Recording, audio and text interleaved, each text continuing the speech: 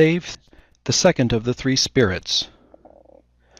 Awaking in the middle of a prodigiously tough snore, and sitting up in bed to get his thoughts together, Scrooge had no occasion to be told that the bell was once again upon the stroke of 1. He felt that he was restored to consciousness in the right nick of time, for the especial purpose of holding a conference with the second messenger dispatched to him through Jacob Marley's intervention. But finding that he turned uncomfortably cold when he began to wonder which of his curtains this new spectre would draw back, he put them every one aside with his own hands, and lying down again, established a sharp lookout around the bed. For he wished to challenge the spirit on the moment of its appearance, and did not wish to be taken by surprise and made nervous. Gentlemen of the free and easy sort, who plume themselves on being acquainted with the move or two, and being usually equal to the time of day, express the wide range of their capacity for adventure by observing that they are good for anything from pitch and toss to manslaughter, between which opposite extremes, no doubt, there lies a tolerably wide and comprehensive range of subjects. Without venturing for Scrooge quite as heartily as this, I don't mind calling on you to believe that he was ready for a good broad field of strange appearances, and that nothing between a baby and a rhinoceros would have astonished him very much. Now, being prepared for almost anything, he was not by any means prepared for nothing. And, consequently, when the bell struck 1 and no shape appeared, he was taken with a violent fit of trembling. 5 minutes, 10 minutes, a quarter of an hour went by, yet nothing came. All this time he lay upon his bed, the very core and center of a blaze of ruddy light, which streamed upon it when the clock proclaimed the hour, and which, being only light, was more alarming than a dozen ghosts, as he was powerless to make out what it meant, or would be at, and was sometimes apprehensive that he might be at that very moment an interesting case of spontaneous combustion, without having the consolation of knowing it. At last, however, he began to think, as you or I would have thought at first, for it is always the person not in the predicament who knows what ought to have been done in it, and would unquestionably have done it too. At last, I say, he began to think that the source and secret of this ghostly light might be in the adjoining room, from whence, on further tracing it, it seemed to shine. This idea taking full possession of his mind, he got up softly, and shuffled in his slippers to the door. The moment Scrooge's hand was on the lock, a strange voice called him by name and bade him to enter. He obeyed. It was his own room, there was no doubt about that, but it had undergone a surprising transformation. The walls and ceiling were so hung with living green that it looked a perfect grove, from every part of which bright gleaming berries glistened. The crisp leaves of holly, mistletoe, and ivy reflected back the light, as if so many little mirrors had been scattered there, and such a mighty blaze went roaring up the chimney as that dull petrifaction of a hearth had never known in Scrooge's time, or Marley's, or for many and many a winter season gone. Heaped upon the floor, to form a kind of throne, were turkeys, geese, game, poultry, brawn, great joints of meat, sucking pigs, long wreaths of sausages, mince pies, plum puddings, barrels of oysters, red-hot chestnuts, cherry-cheeked apples, juicy oranges, luscious pears, immense twelfth cakes, and seething bowls of punch that made the chamber dim with their delicious steam.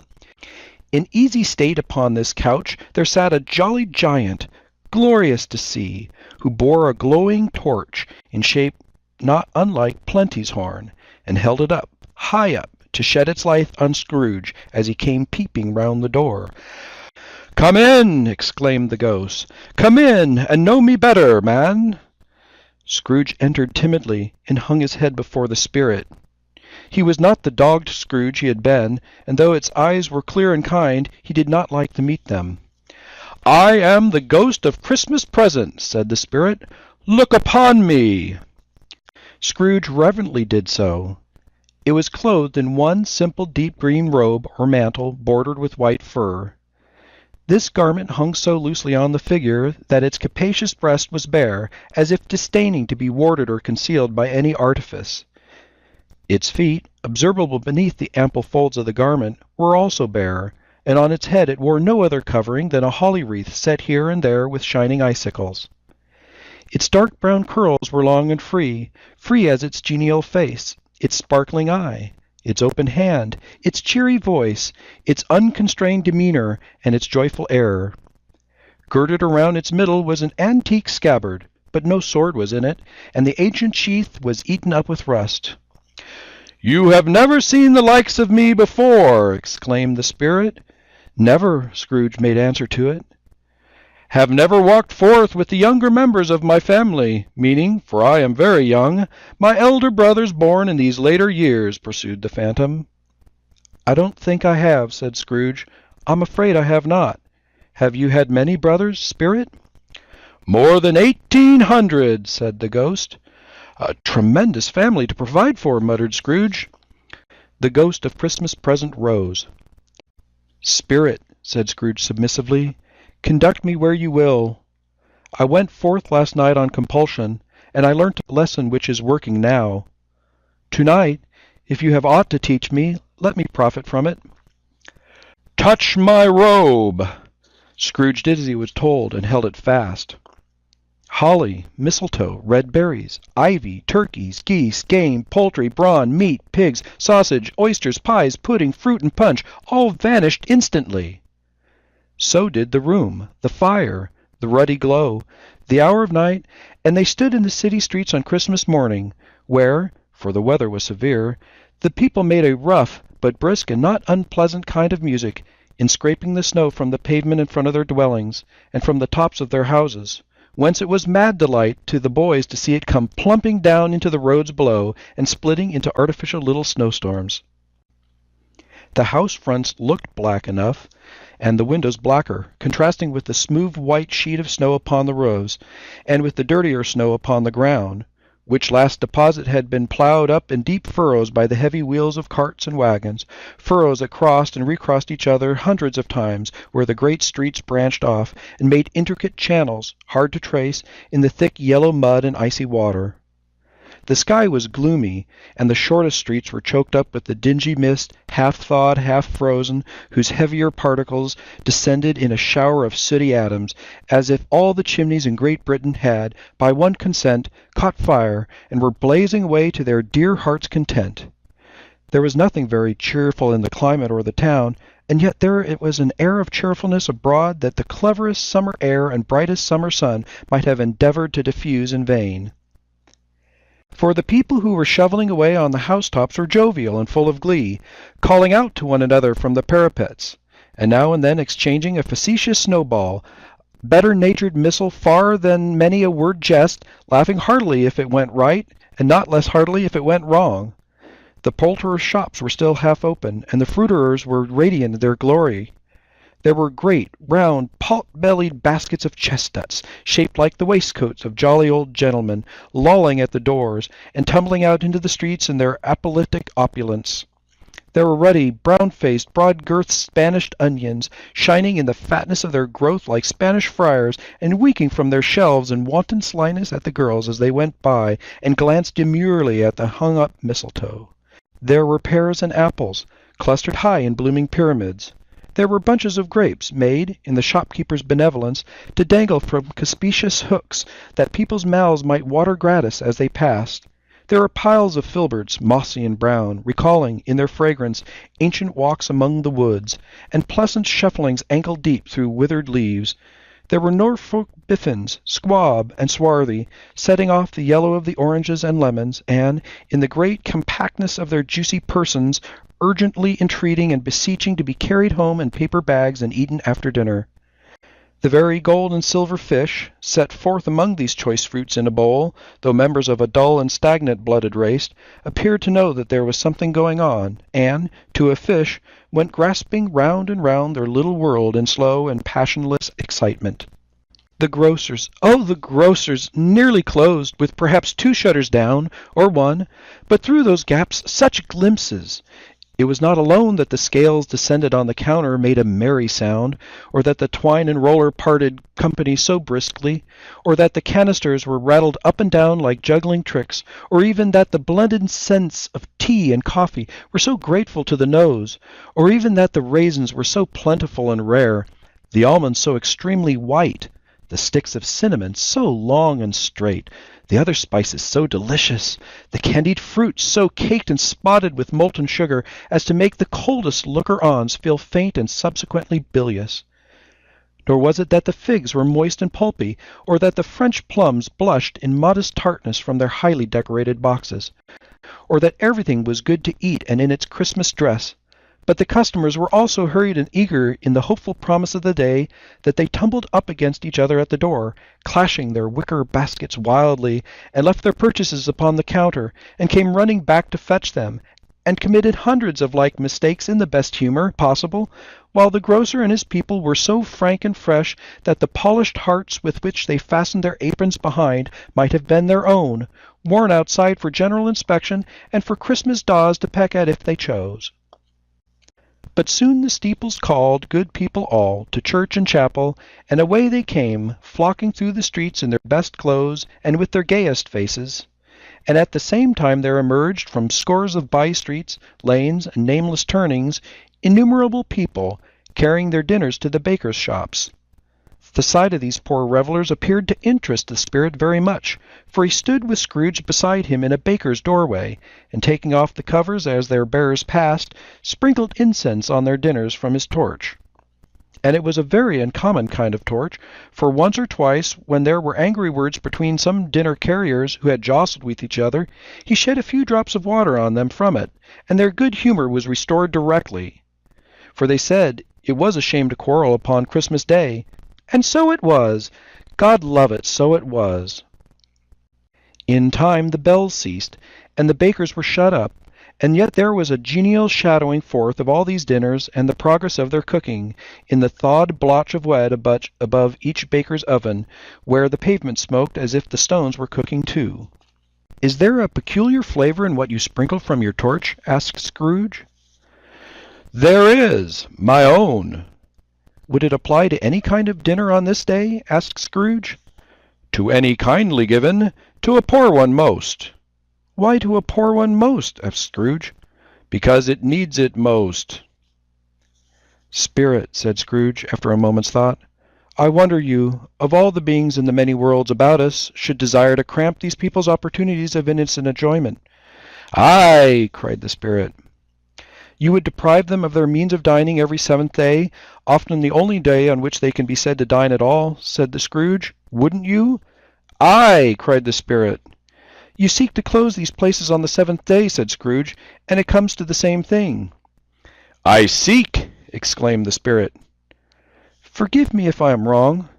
"It has been done in your name, or at least in that of your family," said Scrooge.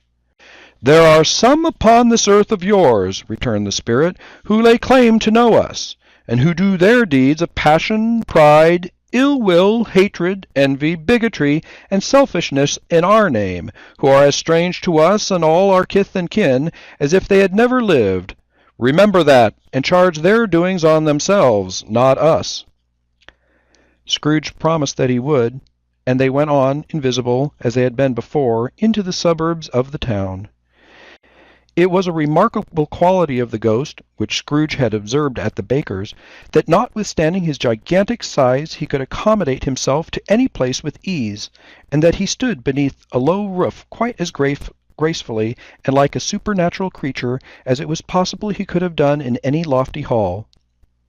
And perhaps it was the pleasure the good spirit had in showing off this power of his, or else it was his own kind, generous, hearty nature and his sympathy for all poor men, that led him straight to Scrooge's clerk's, for there he went, and took Scrooge with him, holding to his robe, and on the threshold of the door the spirit smiled, and stopped to bless Bob Cratchit's dwelling with the sprinklings of his torch.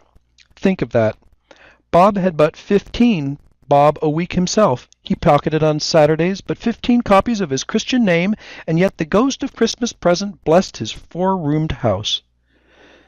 Then up rose Mrs. Cratchit, Cratchit's wife, dressed out but poorly in a twice-turned gown, but brave in ribbons, which are cheap and made a goodly show for 6pence, and she laid the cloth, assisted by Belinda Cratchit, second of her daughters, also brave in ribbons, while Master Peter Cratchit plunged a fork into the saucepan of potatoes, and getting the corners of his monstrous shirt-collar, Bob's private property, conferred upon his son and heir in honor of the day, into his mouth, rejoiced to find himself so gallantly attired, and yearning to show his linen in the fashionable parks. And now 2 smaller Cratchits, boy and girl, came tearing in, screaming that outside the baker's they had smelt the goose, and known it for their own, and basking in luxurious thoughts of sage and onions, these young Cratchits danced about the table, and exalted Master Peter Cratchit to the skies, while he, not proud, although his collars nearly choked him, blew the fire, until the slow potatoes bubbling up, knocked loudly at the saucepan lid to be let out and peeled. "What has ever got into your precious father, then?" said Mrs. Cratchit. "And your brother, Tiny Tim? And Martha warn't as late last Christmas by half an hour."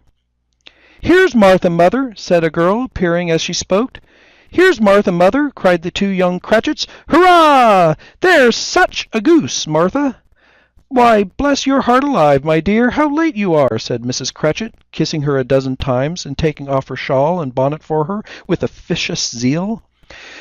"We'd a deal of work to finish up last night," replied the girl, "and had to clear away this morning, mother."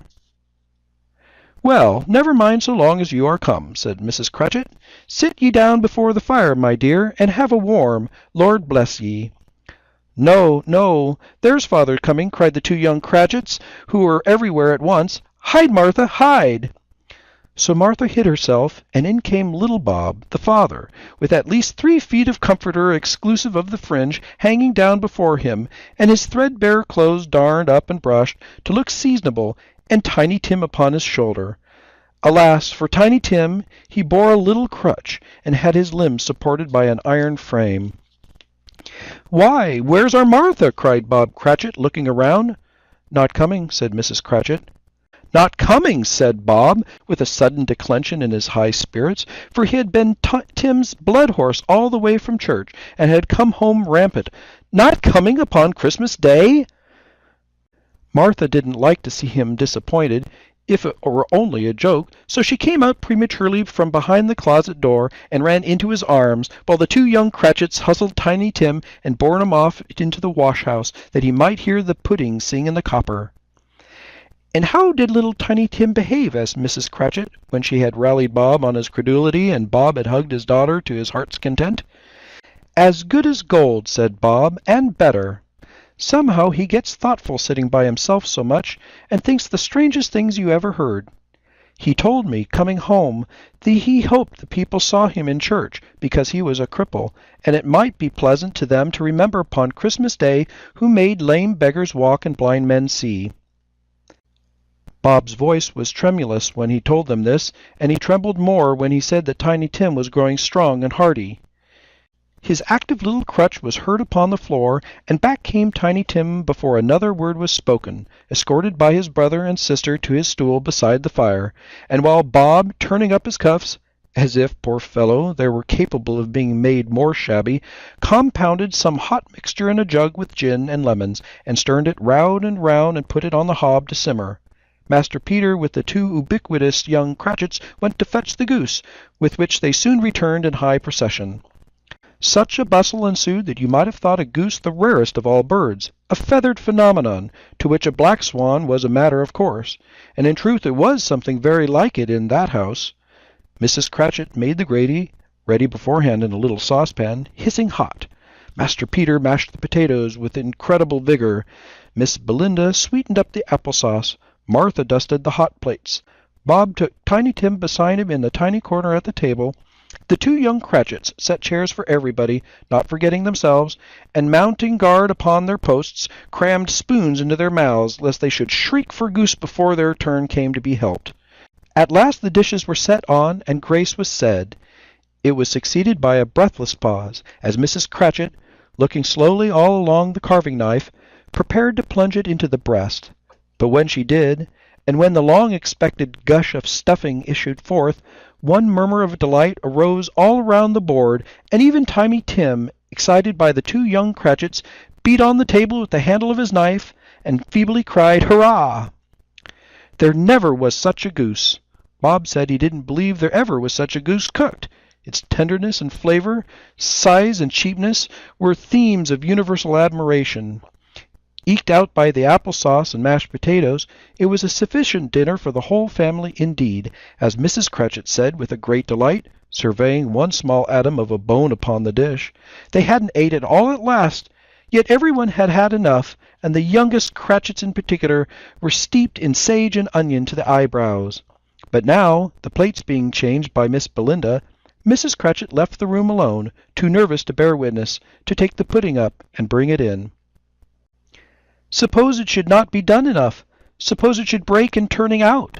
Suppose somebody should have got over the wall of the backyard and stolen it while they were merry with the goose, a supposition at which the two young Cratchits became livid.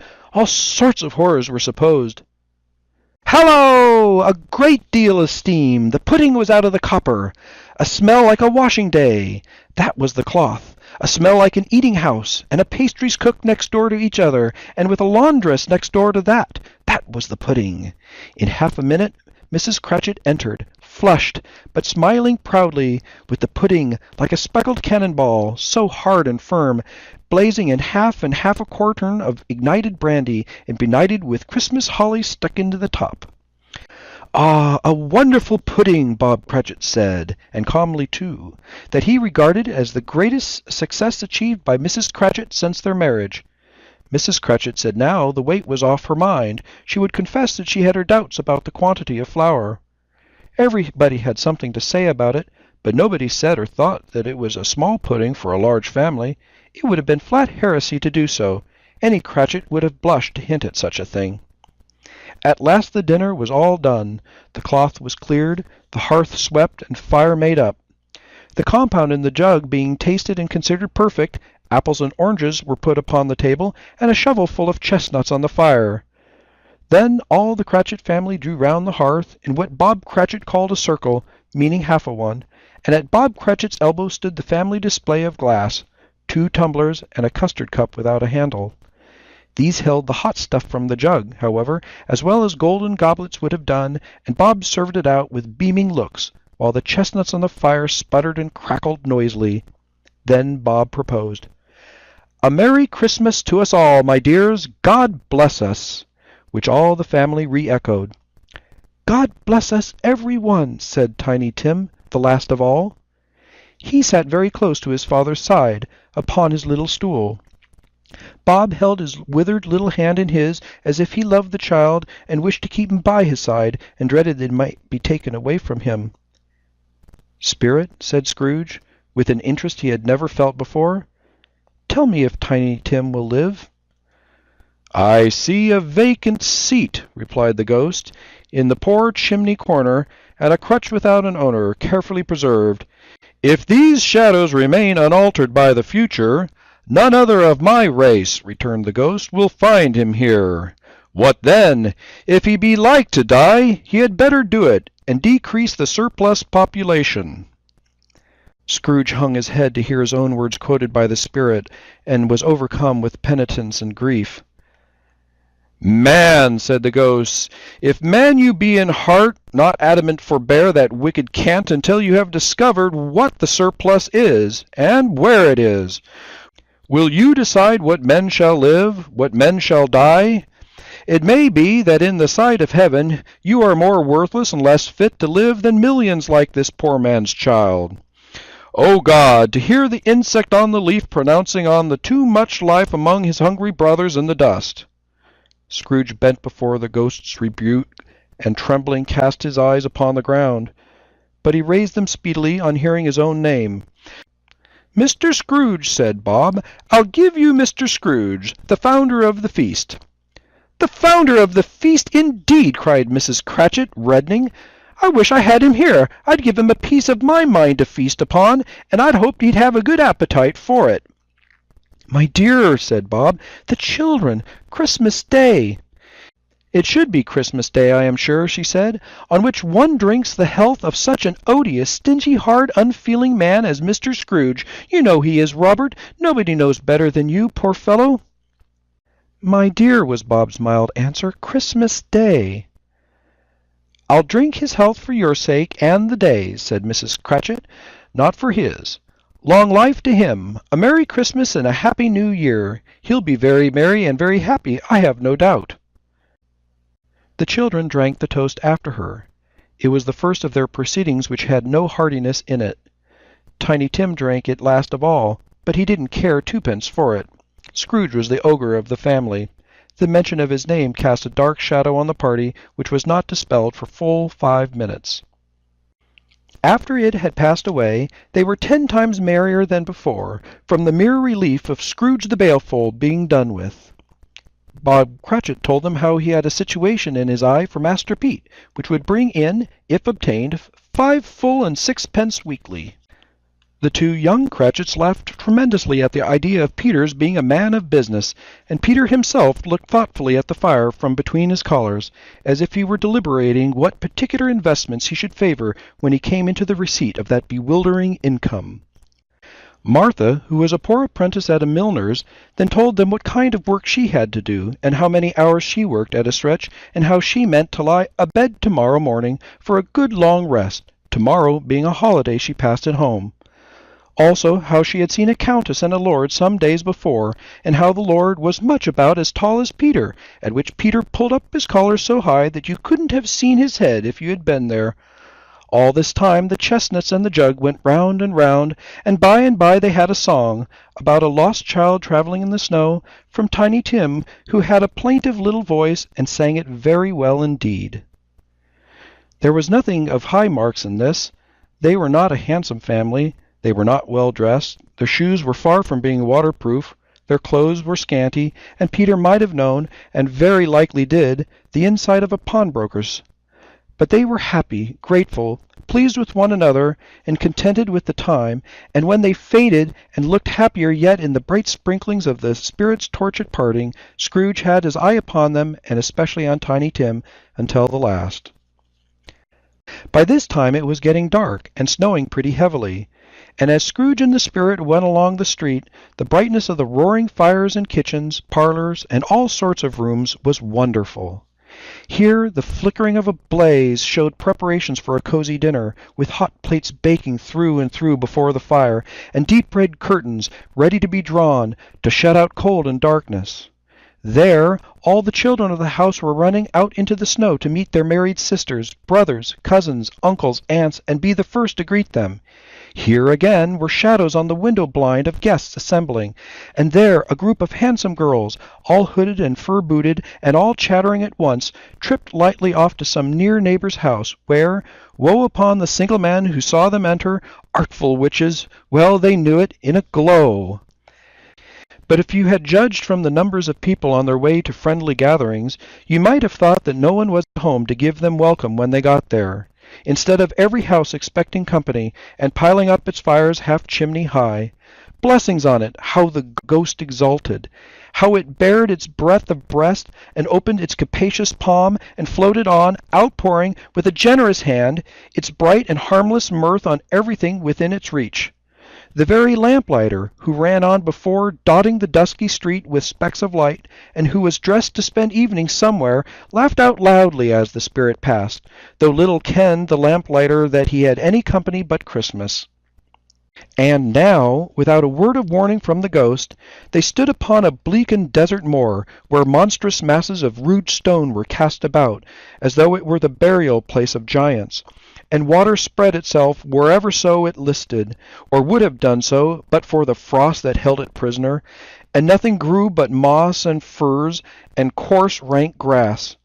Down in the west the setting sun had left a streak of fiery red, which glared upon the desolation for an instant, like a sullen eye, and frowning lower, lower, lower yet, was lost in the thick gloom of darkest night.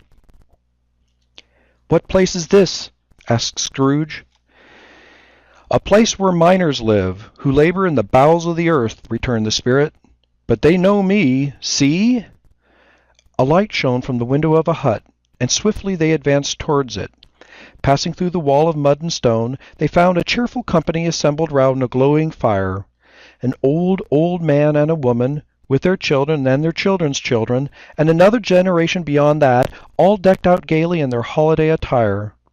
The old man, in a voice that seldom rose above the howling of the wind upon the barren waste, was singing them a Christmas song.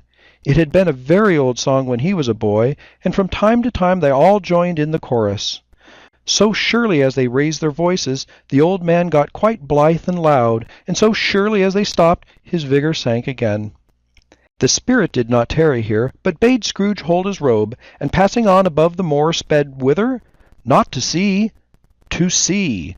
To Scrooge's horror, looking back, he saw the last of the land, a frightful range of rocks, behind them, and his ears were deafened by the thundering of water, as it rolled and roared and raged among the dreadful caverns it had worn, and fiercely tried to undermine the earth. Built upon a dismal reef of sunken rocks, some league or so from shore, on which the waters chafed and dashed the wild year through, there stood a solitary lighthouse. Great heaps of seaweed clung to its base, and storm-birds, born of the wind one might suppose, as seaweed of water, rose and fell about it, like the waves they skimmed. But even here, 2 men who watched the light had made a fire, that through the loophole in the thick stone wall shed out a ray of brightness on the awful sea. Joining their horny hands over the rough table at which they sat, they wished each other Merry Christmas in their can of grog, and one of them, the elder, too, with his face all damaged and scarred with hard weather, as the figurehead of an old ship might be, struck up a sturdy song that was like a gale in itself. Again the ghost sped on, above the black and heaving sea, on, until, being far away, as he told Scrooge, from any shore, they lighted on a ship.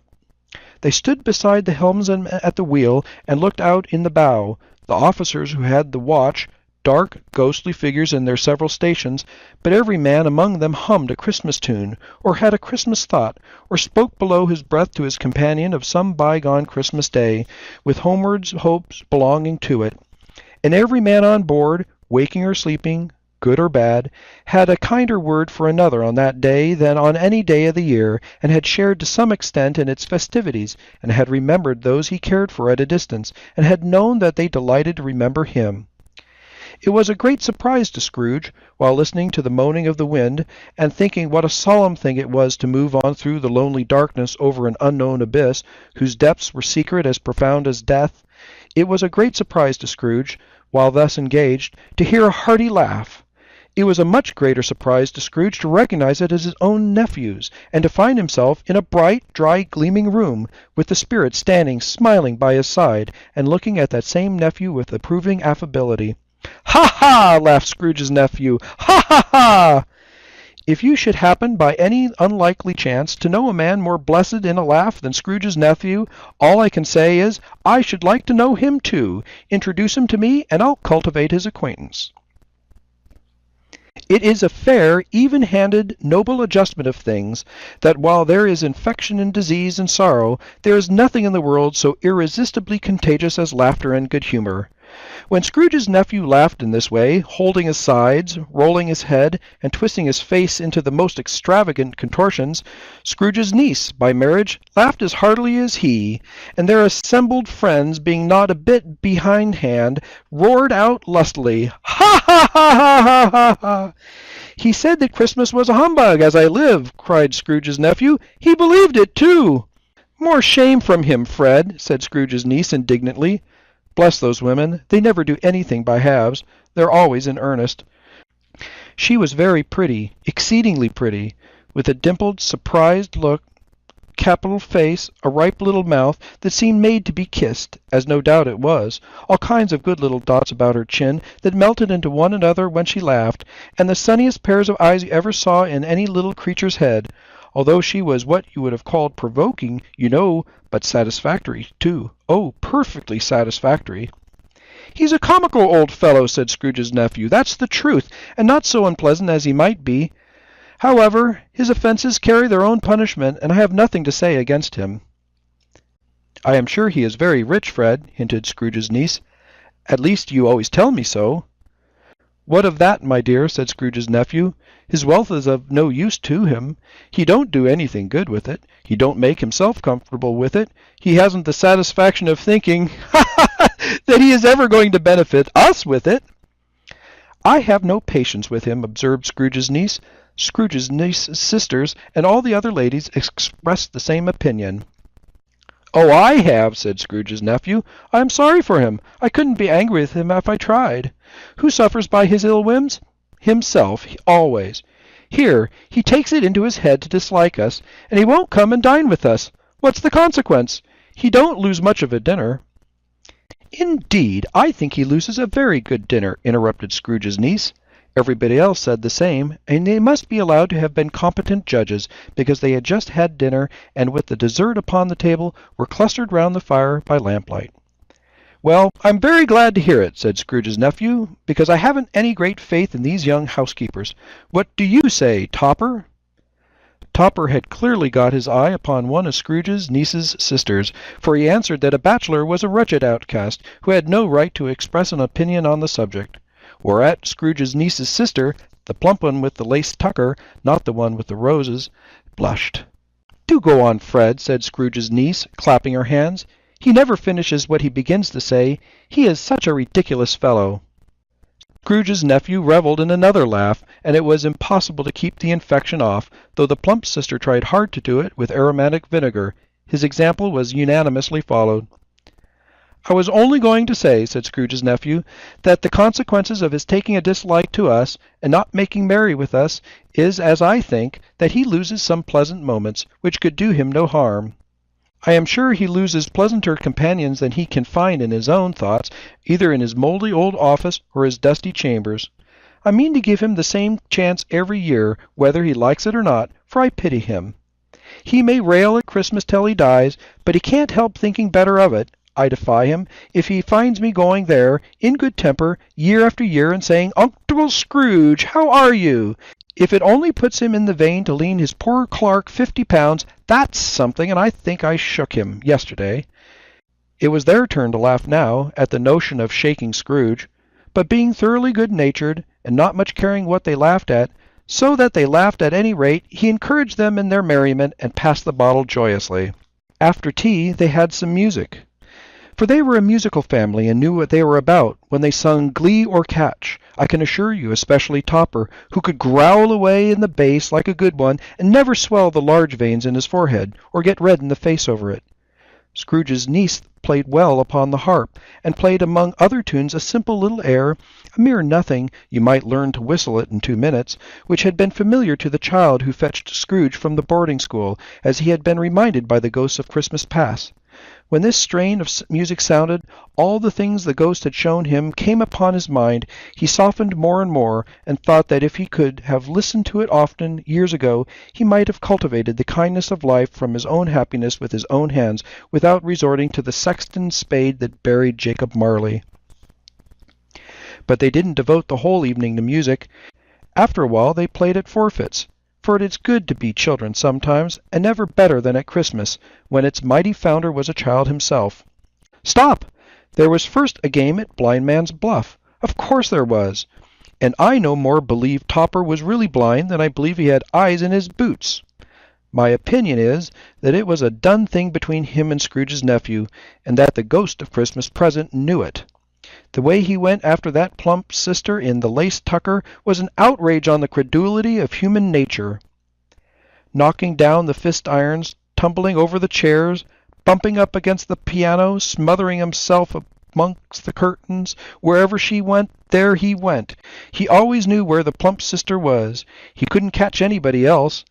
If you had fallen up against him, as some of them did, and stood there, he would have made a feint of endeavoring to seize you, which would have been an affront to your understanding, and would instantly have sidled off in the direction of the plump sister. She often cried out that it wasn't fair, and it really was not. But when at last he caught her, when, in spite of her silken rustlings and her rapid flutterings past him, he got her into a corner whence there was no escape, then his conduct was most irascible. First his pretending not to know her, his pretending that it was necessary to touch her headdress, and further to assure himself of her identity by pressing a certain ring upon her finger and a certain chain about her neck, was vile, monstrous.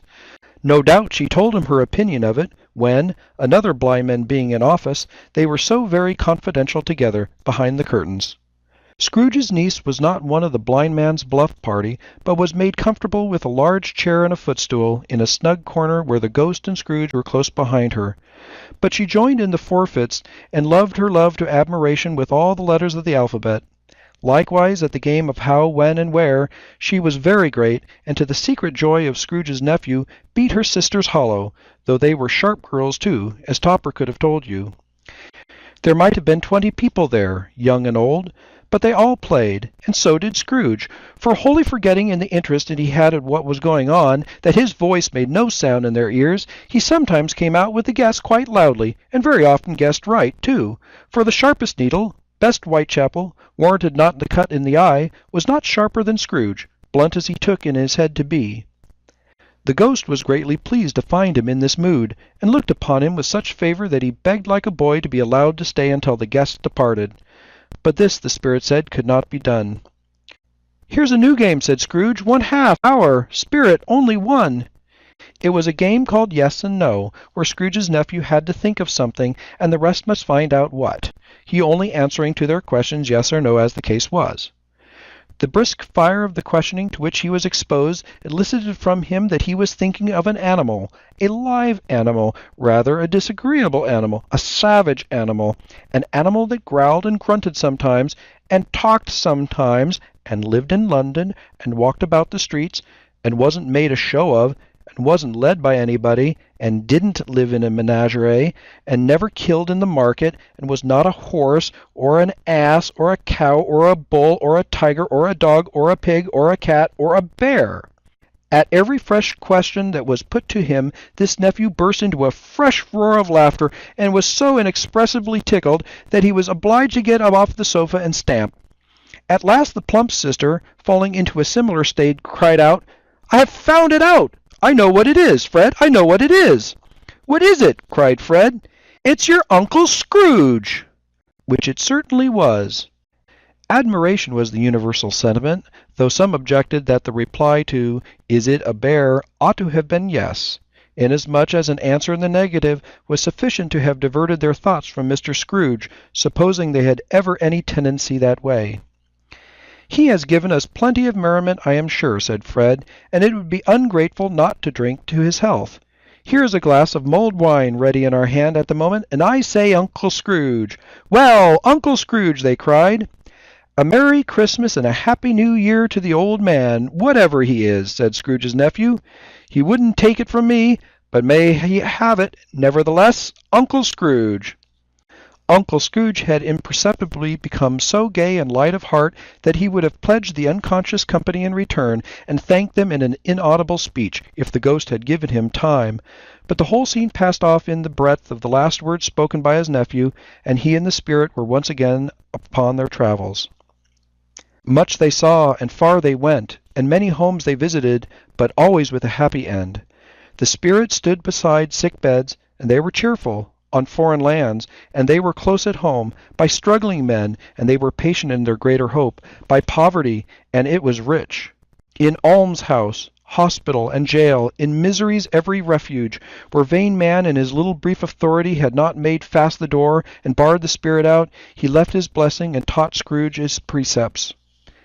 It was a long night, if it were only a night, but Scrooge had his doubts about this, because the Christmas holidays appeared to be condensed into the space and time they passed together. It was strange, too, that while Scrooge remained unaltered in his outward form, the ghost grew older, clearly older. Scrooge had observed this change, but never spoke of it, until they left a children's Twelfth Night party, when, looking at the spirit as they stood together in an open place, he noticed that its hair was so gray. "Are spirits' lives so short?" asked Scrooge. "My life upon this globe is very brief," replied the ghost. "It ends to-night." "To-night?" cried Scrooge. "To-night at midnight. Hark! The time is drawing near." The chimes were ringing the 3/4 past 11 at the moment. "Forgive me if I'm not justified in what I ask," said Scrooge, looking intently at the spirit's robe, "but I see something strange, and not belonging to yourself, protruding from your skirts. Is it a foot or a claw?" "It might be a claw, for the flesh there is upon it," was the spirit's sorrowful reply. "Look here." From the foldings of its robe it brought 2 children, wretched, abject, frightful, hideous, miserable. They knelt down at its feet, and clung upon the outside of its garment. "Oh, man, look here! Look down here!" exclaimed the ghost. They were a boy and girl, yellow, meager, ragged, scowling, wolfish, but prostrate too, in their humility. Where graceful youth should have filled their features out and touched them with its freshest tints, a stale and shriveled hand, like that of age, had pinched and twisted them and pulled them into shreds. Where angels might have sat enthroned, devils lurked and glared out menacingly. No change, no degradation, no perversion of humanity in any grade, through all the mysteries of wonderful creation, has monsters half so horrible and dread. Scrooge started back, appalled. Having them shown to him in this way, he tried to say that they were fine children, but the words choked themselves, rather than be parties to a lie of such enormous magnitude. "Spirit, are they yours?" Scrooge could say no more. "They are man's," said the spirit, looking down upon them, "and they cling to me, appealing from their fathers. This boy is ignorance, this girl is want. Beware them both and all their degree, but most of all beware this boy. For on his brow I see that written which is doom, unless the writing be erased." "Deny it!" cried the spirit, stretching out its hand towards the city. "Slander those who tell it ye, admit it for your facetious purpose, and make it worse, and bide the end." "Have they no refuge or resource?" cried Scrooge. "Are there no prisons?" said the spirit, turning on him for the last time with his own words. "Are there no workhouses?" The bell struck 12. Scrooge looked about him for the ghost, and saw it not. As the last stroke ceased to vibrate, he remembered the prediction of old Jacob Marley, and lifting up his eyes, beheld a solemn phantom, draped and hooded, coming like a mist along the ground towards him.